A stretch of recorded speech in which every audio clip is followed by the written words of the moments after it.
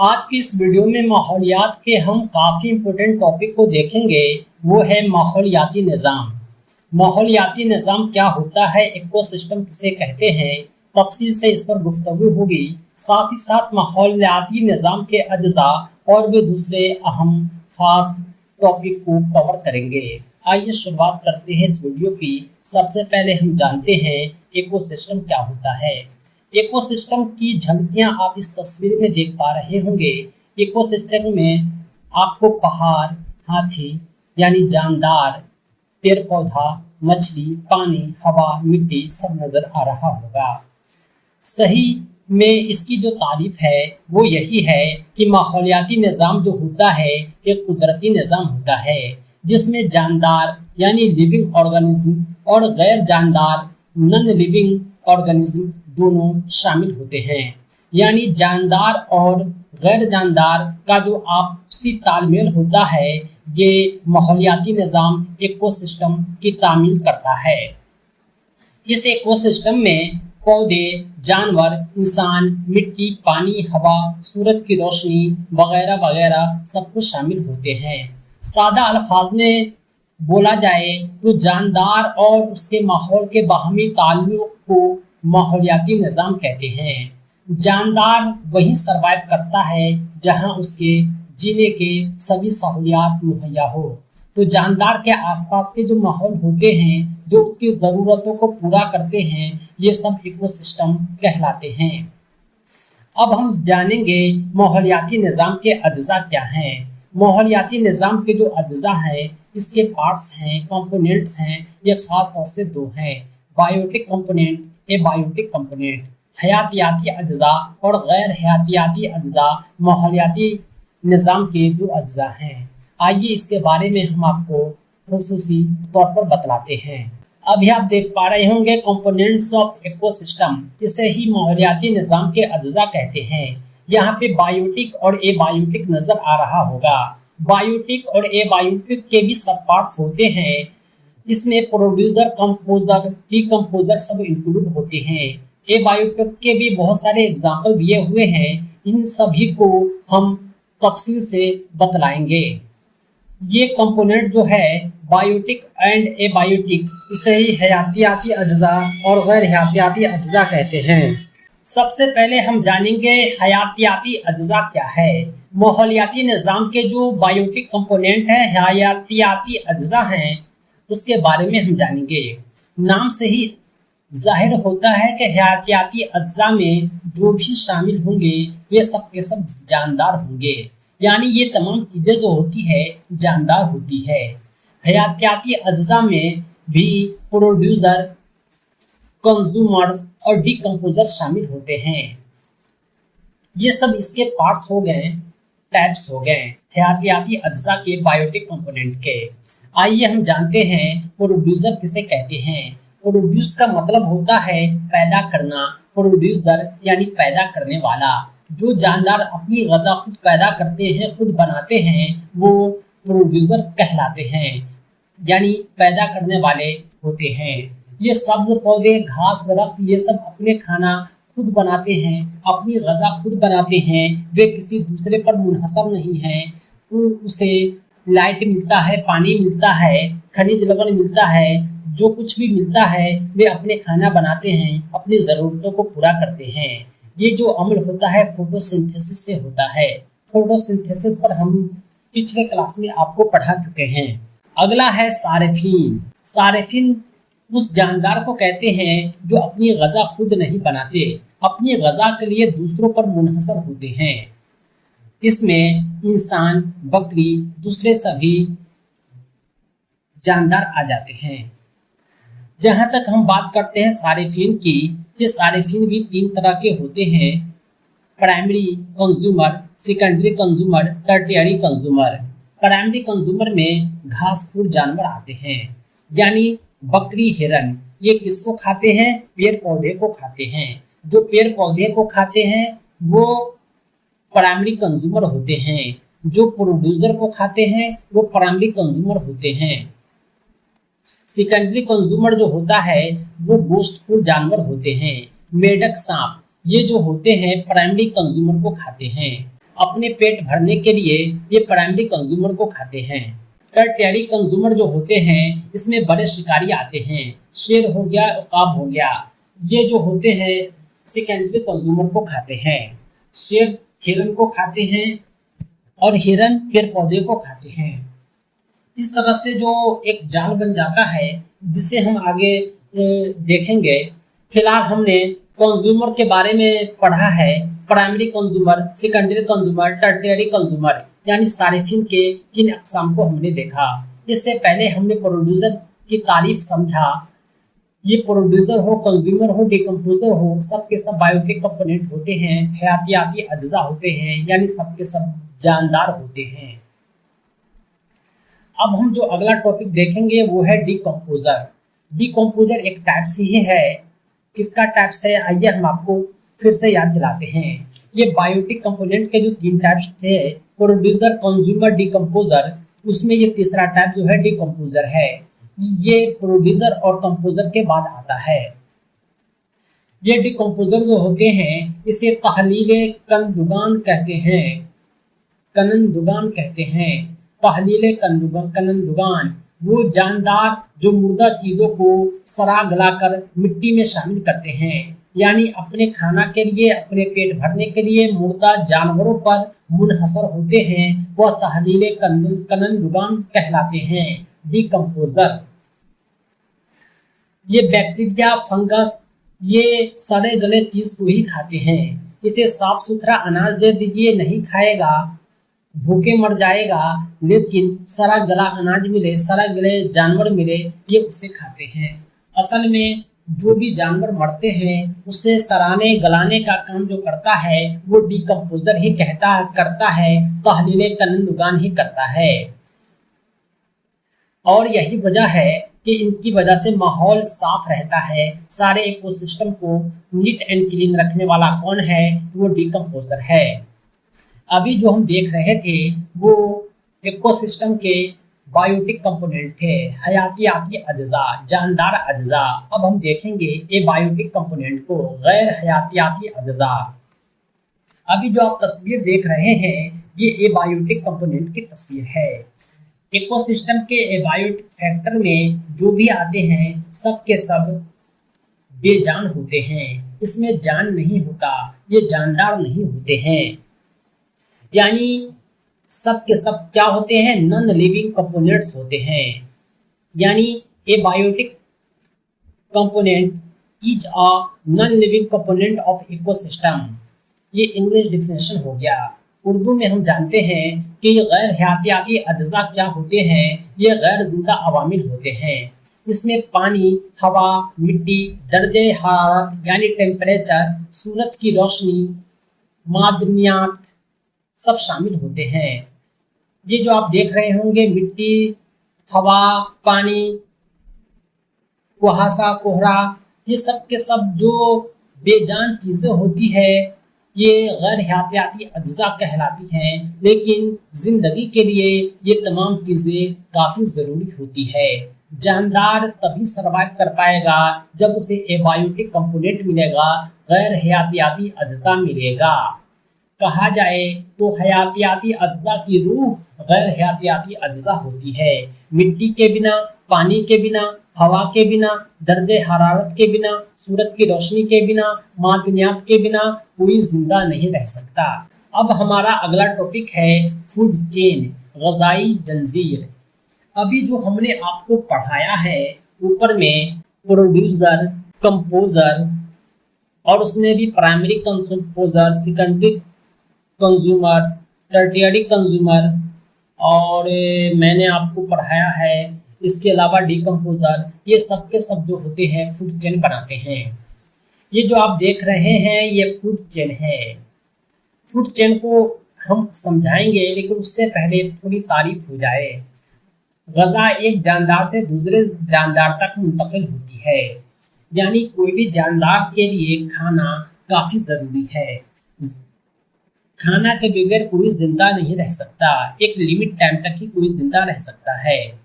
ये ग़िज़ा जो होती है एक जानदार से दूसरे जानदार में मुंतकिल होती है। ये जो घास है इसको कौन खाता है, तो टिड्डा खाता है। टिड्डा को कौन खाता है? तो मेढक खाता है। मेढक को कौन खाता है? तो सांप खाता है। सांप को कौन खाता है? तो उकाब खाता है। ये एक दूसरे की गजा है। टिड्डे की गजा घास है तो टिड्डा मेढक की गजा है। मेढक की गजा टिड्डा है तो मेढक सांप की गजा है। इसे ही गजाई जंजीर कहते हैं। इस तस्वीर में आप देख पा रहे होंगे ये फूड चेन बना रहा है। इस फूड चेन में ग्रास को जो है ग्रास हॉपर खाता है। ग्रास हॉपर को बर्ड खाती है। बर्ड को स्नेक खाता है। स्नेक को ऑल खाता है। ऑल को मशरूम खाता है। यानी ऑल जो है मशरूम को खाता है। इस तरह से जो है एक फूड चेन बन रहा है। सब एक दूसरे की गजा है। अगर माहौल से ग्रास खत्म हो जाए तो ग्रास हॉपर भूखा मर जाएगा। जब ग्रास हॉपर भूखा मर जाएगा तो बर्ड को खाना नहीं मिलेगा। जब बर्ड को खाना नहीं मिलेगा तो इसकी जिंदगी में खतरा आ जाएगा। जब इसकी जिंदगी पे खतरा आएगा तो सांप भूखा रह जाएगा। इस तरह से फूड चेन जो होता है सब एक दूसरे को जिंदा रख रहा होता है। उम्मीद करता हूँ कि आप फूड चेन को समझ रहे होंगे। इसी से रिलेटेड टॉपिक है फूड वेब। ग़िज़ाई जंजीर जो होता है वो एक जाल बनाता है, लेकिन ग़िज़ाई जाल जो होता है वो जाननुमा चेन बनाता है। आप तस्वीर में देख पा रहे होंगे यहाँ पर जो है एक कंज्यूमर को डिफरेंट सेकेंडरी कंज्यूमर खा रहे हैं। एक प्रोड्यूसर को डिफरेंट कंज्यूमर खा रहे हैं। कहा जाए तो जब कई ग़िज़ाई जंजीरें आपस में मिलती है तो ग़िज़ाई जाल बनता है। ये माहौल में तवाज़ुन बरकरार रखने में मदद करता है। अभी जो हम ऊपर आपको समझा रहे थे कि ये खत्म हो जाएगा तो ये भूखा रह जाएगा, ये माहौल में तवाज़ुन ही बरकरार रखता है। फूड वेब ठीक ऐसा ही है। ये मल्टीपल फूड चेन होता है। कई ग़िज़ाई जंजीर मिलकर के एक ग़िज़ाई जाल बनाती है। इंसान हो ज़रूरी नहीं कि वो सिर्फ एक ही खाना खाता है, ये मल्टीपल खाना खाता है। कोई शाकाहारी भी होता है, कोई मांसाहारी भी होता है, कोई सर्वाहारी भी होता है। कोई कुछ खाता है, कोई कुछ खाता है, कोई कुछ खाता है। यानी इंसानों के खान पान भी फूड वेब बनाएंगे, ग़िज़ाई जाल बनाएंगे। अगला है तवानाई का बहाव, फ्लो ऑफ एनर्जी। कोई कुछ खाता है तो किस लिए खाता है? ताकत के लिए खाता है, पेट भरने के लिए खाता है, एनर्जी हासिल करने के लिए खाता है। ये एनर्जी जो है हर किसी के पास नीचे से ऊपर की तरफ ही मुंतकिल होता है। ये जो आप देख रहे हैं सूरज, ये तमाम तवानाई का बुनियादी जरिया है। जितने भी प्रोड्यूसर है, कंज्यूमर है, डिकम्पोजर है, सबको एनर्जी यहीं से मिलता है। सूरज से एनर्जी पौधे को मिलती है, पौधे से जानवर को, जानवर से तहलीले कनंदुगान को। हर मरहले पर कुछ न कुछ तवानाई ज़ाया होती है। प्लांट को जो है प्राइमरी कंज्यूमर खाता है तो प्लांट की एनर्जी प्राइमरी कंज्यूमर में आती है। अगर वो प्लांट घास है तो एनर्जी कम मिलेगा। अगर वो प्लांट कोई पौष्टिक पौधा है, बादाम का पौधा है, तो एनर्जी ज़्यादा मिलेगा। इसी तरह से प्राइमरी कंज्यूमर को सेकेंडरी कंज्यूमर खाता है तो प्राइमरी कंज्यूमर के ऊपर भी डिपेंड करता है कि प्राइमरी कंज्यूमर का साइज और शेप क्या है, उसमें कितना एनर्जी है, यही एनर्जी इसको भी मिलेगा। चिकन में और मटन में जो फर्क है वो एनर्जी का ही फर्क है। मटन में ज़्यादा एनर्जी मिलता है, चिकन में कम मिलता है। यानी हर मरहले पर कुछ न कुछ तवानाई ज़ाया होती ही है। इस तरह से एनर्जी का फ्लो जो होता रहता है। अब हम जानेंगे माहौलियात के अक़साम को, टाइप्स ऑफ इकोसिस्टम। इकोसिस्टम क्या है अभी हम जान चुके हैं, अब हम इसके टाइप्स को देखेंगे। इकोसिस्टम के जो टाइप्स होते हैं इसमें नेचुरल, आर्टिफिशियल या मैन मेड दोनों शामिल होते हैं। जो कुदरती निज़ाम है वो कुदरती माहौलियाती निज़ाम होता है। जो मसनूई है, आदमी के जरिए बनाया गया है, वो आर्टिफिशियल कहलाता है। नेचुरल भी दो तरह के होते हैं, टेरेस्ट्रियल और एक्वेटिक। जंगलात में रहने वाले और पानी में रहने वाले। आर्टिफिशियल में भी बहुत सारे होते हैं, डैम हो गया, एक्वेरिया हो गया, जू हो गया, ये सब इंसान बनाते हैं। इस तरह से टेरेस्ट्रियल इकोसिस्टम में भी फॉरेस्ट, ग्रासलैंड, डिजर्ट शामिल होते हैं। एक्वेटिक में फ्रेश वाटर और मैरीन इकोसिस्टम शामिल होते हैं। पानी में भी कोई ताज़ा पानी होता है, कोई समुद्र का खारा पानी होता है। इस तरह से फ्रेश वाटर में भी लाइनेटिक इकोसिस्टम यानी पॉन्ड, तालाब, आयोटिक इकोसिस्टम, वाटरलैंड सब शामिल होते हैं। माहौलियाती निज़ाम में पहला है ज़मीनी माहौलियाती निज़ाम, जिसे टेरेस्ट्रियल इकोसिस्टम भी कहते हैं। ज़मीनी माहौलियाती निज़ाम में जंगलात, सहरा, घास के मैदान शामिल होते हैं। यानी ये सब जो होते हैं ज़मीन पर होते हैं, मिट्टी पे होते हैं, यहाँ पानी, हवा, रेगिस्तान वगैरह नज़र नहीं आएगा। ये सब ज़मीनी माहौलियाती निज़ाम होते हैं। आबी माहौलियाती निज़ाम को एक्वेटिक इकोसिस्टम कहते हैं। ये माहौलियाती निज़ाम का दूसरा एग्जाम होता है। जहाँ कहीं भी पानी है वो आबी माहौलियाती निज़ाम है, एक्वेटिक इकोसिस्टम है। ये भी दो तरह के होते हैं, fresh water ecosystem, marine ecosystem. Fresh water यानी जहाँ मीठा पानी है, दरिया हो गया, झील हो गया, ये सब फ्रेश वाटर इकोसिस्टम है। मैरीन इकोसिस्टम जहाँ खारा पानी है, जैसे समंदर। जो भी माहौलियाती निज़ाम हो, ये सब का काफ़ी इम्पोर्टेंस होता है। इस माहौल की काफ़ी अहमियत होती है। ये माहौल जो है हमें साफ हवा, पानी, ग़िज़ा, रिहाइश और सभी कुदरती वसाइल फराहम करते हैं। इसी वजह से कोई भी जानदार सरवाइव कर पाता है, उसकी ज़िंदगी बाकी रह पाती है। बहुत सारे ग्रह हैं, प्लानेट हैं, जहाँ ज़िंदगी नहीं है, क्योंकि वहाँ माहौल नहीं है, माहौलियाती निज़ाम नहीं है। वहाँ का जो इकोसिस्टम है सरवाइव करने के लिए सफिशिएंट नहीं है। कहीं पानी नहीं है तो कहीं हवा नहीं है, कहीं ग़िज़ा नहीं है, कहीं रिहाइश का मसाइल, कहीं और मसाइल। कुल मिलाकर के बात यह है कि माहौल काफ़ी इम्पोर्टेंस होता है। अगर माहौल ख़राब हो जाए तो ज़िंदगी मुतासिर हो जाती है। हमारा जो ये माहौल है इंसान की ज़िंदगी के लिए, जानदारों की ज़िंदगी के लिए जितना इम्पोर्टेंट है उतना ही इसे बाकी रखना इम्पोर्टेंट है। जब हम इससे ध्यान नहीं देते हैं, बाकी नहीं रखते हैं, तो माहौलियाती आलूदगी पैदा होती है, इन्वायरमेंटल पॉल्यूशन। इन्वायरमेंटल पॉल्यूशन काफ़ी ख़तरनाक होता है जानदारों की ज़िंदगी के लिए। इसमें हवा, पानी, मिट्टी सब कुछ गंदे हो जाते हैं। आलूदगी का मतलब ही होता है गंदा होना, पॉल्यूटेड। ये जो इन्वायरमेंटल पॉल्यूशन है ये ख़ास तौर से 4 तरह के होते हैं। कहीं मिट्टी गंदा हो जाता है, तो कहीं हवा गंदी हो जाती है, तो कहीं पानी गंदा हो जाता है, तो कहीं माहौल गंदे हो जाते हैं। पहला है फ़ज़ाई आलूदगी। गाड़ियों और फैक्ट्री के धुएं से फ़ज़ाई आलूदगी पैदा होती है। यानी जो हमारा जो फ़ज़ा है ये गंदा हो जाता है। जो गंदे गंदे धुएं गाड़ियों से निकलते हैं, फैक्ट्री से निकलते हैं, तो ऑक्सीजन की कमी हो जाती है और दूसरे खतरनाक गैस बढ़ जाते हैं, जिसकी वजह से जानदारों को सांस लेने में तकलीफ होती है। सांस से रिलेटेड बहुत सारी बीमारी पैदा हो जाती है। अगला है आबी आलूदगी। कचरे और केमिकल पानी से शामिल होता है। पानी में जब कचरा और केमिकल शामिल हो जाए, नाली का पानी, टॉयलेट का पानी, फैक्ट्री का गंदा पानी, केमिकल वगैरह सब पानी में मिल जाता है, तो पानी गंदा हो जाता है। पहले नदी तालाब का पानी काफी साफ हुआ करता था, लोग पिया करते थे। अब इतने गंदे हो गए हैं कि नदी नाला दिखने लगा है। कचरे और केमिकल से ये पानी गंदे हो रहे हैं, इसे ही आबी आलूदगी कहते हैं, यानी वाटर पॉल्यूशन। अगला है जमीनी आलूदगी। प्लास्टिक और फजला फेंकने से होता है। मिट्टी पे हम प्लास्टिक फेंक दिए, शीशा फेंक दिए, ऐसे ऐसे चीज अशिया फेंक देते हैं जिससे वे गंदे हो जाते हैं।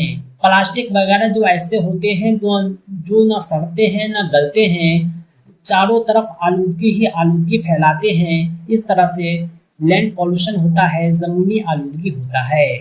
चौथा होता है साउंड पॉल्यूशन, इसे सूखी आलूदगी कहते हैं। ज्यादा शोर से साउंड पोल्यूशन पैदा होता है। गाड़ियों के हॉर्न, बैंड बाजे हो गए, जो भी जरूरत से ज्यादा साउंड देता है वो श्रुति आलूदगी पैदा करता है, साउंड पोल्यूशन पैदा करता है। कोई भी इंसान के सुनने की क्षमता होती है 20 हर्ट्ज से 20,000 हर्ट्ज। अगर इससे ज्यादा कोई बोलेगा तो सुन नहीं पाएगा। ज्यादा धीमी आवाज हम लोग सुन नहीं पाते हैं, काफी तेज आवाज भी सुन नहीं पाते हैं। श्रुति आलूदगी के बहुत सारे नुकसान होते हैं। ज्यादा तेज आवाज से इंसानों के कान बहरे हो जाते हैं। ज्यादा तेज आवाज से इंसान जानवरों को भी परेशानी होती है। लोग हार्ट अटैक से मरते हैं। हार्ट अटैक इंसान के अलावा जानवरों को भी आता है। ये जो भी पॉल्यूशन हो, फजाई आलूदगी हो, एयर पॉल्यूशन हो, वाटर पॉल्यूशन हो, लैंड पॉल्यूशन हो, साउंड पॉल्यूशन हो, सब के सब इन्वायरमेंटल पॉल्यूशन होते हैं, हमारे इन्वायरमेंट को गंदा कर रहे हैं। कुल मिलाकर के बात यह है कि हमारा जो माहौल है काफी मसाइल से जूझ रहा है। ये सब के जिम्मेदार हम हैं। हमने ही इस माहौल को गंदा किया है, हम ही इस पॉल्यूशन को फैला रहे हैं। चाहे एसिड रेन हो, चाहे पॉल्यूशन हो, चाहे ओजोन डिप्लेशन हो, चाहे वेस्ट डिस्पोजल हो, चाहे ओशन एसिडिफिकेशन हो, चाहे डेजर्टिफिकेशन हो, वाटर स्कैर्सिटी हो, ग्लोबल वार्मिंग हो, ये सब बिगेस्ट इन्वायरमेंटल प्रॉब्लम है। इस सब के जिम्मेदार हम हैं। ये जो भी छोटे छोटे उन्वान आपको बतलाए गए हैं माहौलियाती मसाइल के, आप समझ रहे होंगे। अगर नहीं समझ रहे हैं तो मैं थोड़ा थोड़ा आपको बतला देता हूँ। ग्लोबल वार्मिंग होता है जमीन का दर्जे हरारत बढ़ना, यानी काफी ज्यादा गर्मी पड़ना जो होता है, ग्लोबल वार्मिंग होता है। ठंडी के टाइम में भी गर्मी, बरसात के टाइम में भी गर्मी, गर्मी के वक्त में तेज गर्मी, ये सब के सब ग्लोबल वार्मिंग कहलाते हैं। देखा गया है कि हमारे जमीन का जो टेम्परेचर है ये तेजी से बढ़ रहा है, यही ग्लोबल वार्मिंग है। टेम्परेचर यानी दर्जे हरारत। क्लाइमेट चेंज, मौसमों में तब्दीली, गर्मी में ठंडी लगना, ठंडी में बरसात का होना, बरसात में बारिश का ना होना, ये सब क्लाइमेट चेंज है। डिजर्टिफिकेशन, जंगलात की कटाई। डिफोरेस्टेशन, जंगलात की कटाई। जंगल जो होते हैं काफी इंपोर्टेंट होते हैं, ये ऑक्सीजन देते हैं, बहुत कुछ देते हैं, जानदारों के लिए काफी फायदेमंद है। जब जंगलात की बड़े पैमाने पे कटाई होगी, डिफोरेस्टेशन होगा, तो ये माहौलियाती मसाइल को पैदा करते हैं। इसके अलावा एसिड रेन होता है। माहौल पानी के बदले तेजाब बरसना एसिड रेन कहलाता है। जो ऊपर पॉल्यूशन हमने पढ़ाए हैं ये सब के सब माहौलियाती मसाइल हैं। वाटर स्कैर्सिटी, जमीन के अंदर पानी ही नहीं है, चापाकल सूख रहे हैं, ये सब के सब जो होते हैं वाटर स्कैर्सिटी होते हैं। डिजर्टिफिकेशन, पेड़ों की कटाई से जमीन मरुस्थल में तब्दील हो रहा है, जहाँ पेड़ पौधे का नामो निशान मिट रहा है। सुनामी आ रही है, बाढ़ आ रहा है, आंधी तूफान आ रहा है, बवंडर आ रहा है, ये सब के सब माहौलियाती मसाइल हैं। अगला है माहौल के तहफ्फुज़ के तरीके। हमने माहौलियाती मसाइल को जाना, क्या जानकर हम अनजान बने? नहीं, हमारी जिम्मेदारी है कि अपने आने वाली नस्लों के लिए साफ सुथरा माहौल फराहम करना, क्योंकि दुनिया में कोई आया है, कोई कुछ लेकर नहीं जाएगा। अगर आप अपने वारिस को कुछ छोड़कर जाएंगे तो वो तभी इस्तेमाल कर पाएगा जब माहौल साफ सुथरा होगा। हम उसे घर, बंगला का, गाड़ी, कार देने के साथ साथ साफ माहौल देंगे तभी वो सरवाइव कर पाएगा। घर है, गाड़ी है, माहौल साफ नहीं है, ढेर सारे पॉल्यूशन है, वो सरवाइव नहीं कर पाएगा। माहौलियात के तहफ्फुज़ के तरीके मुख्तलिफ होते हैं, उसमें खास है हम ज़्यादा से ज़्यादा दरख्त लगाएंगे। पेड़ पौधे इंसानी ज़िंदगी के लिए काफ़ी फायदेमंद होते हैं। हम ज़्यादा से ज़्यादा पेड़ लगाएंगे, पेड़ पौधे हमें ऑक्सीजन देंगे, फल सब्जियाँ देंगे, लकड़ियाँ देंगे, बहुत कुछ देंगे। हम पानी को ज़ाया नहीं करेंगे, पानी को बर्बाद नहीं करेंगे, क्योंकि जल ही जीवन है, पानी काफ़ी इम्पोर्टेंट है। प्लास्टिक का कम से कम इस्तेमाल करेंगे। ये प्लास्टिक जो होते हैं सड़ते गलते नहीं हैं, इस प्लास्टिक का हम कम से कम इस्तेमाल करेंगे। कचरा मुनासिब जगह डालेंगे, कचरा को जहीं तहीं फेंकने से ये वाटर पॉल्यूशन, लैंड पॉल्यूशन बन जाता है। इस कचरे को अगर हम जमीन में गड्ढा में डालेंगे तो ये खाद बन सकता है। इस तरह हम गड्ढे को भी भर सकते हैं। हम कचरे का मुनासिब जगह डालेंगे, हम तवानाई बचाएंगे, एनर्जी को बचाएंगे, बेवजह एनर्जी ज़ाया नहीं करेंगे, रिसाइकलिंग करेंगे, यानी जो चीज़ दोबारा इस्तेमाल हो सकता है उसे हम दोबारा इस्तेमाल करेंगे। नहाने धोने का जो पानी है इसे हम पेड़ पौधे में डालेंगे, खेतों में डालेंगे, इसे ही रिसाइकलिंग कहते हैं। रिसाइकलिंग के बारे में आइए हम थोड़ा ज़्यादा जानते हैं।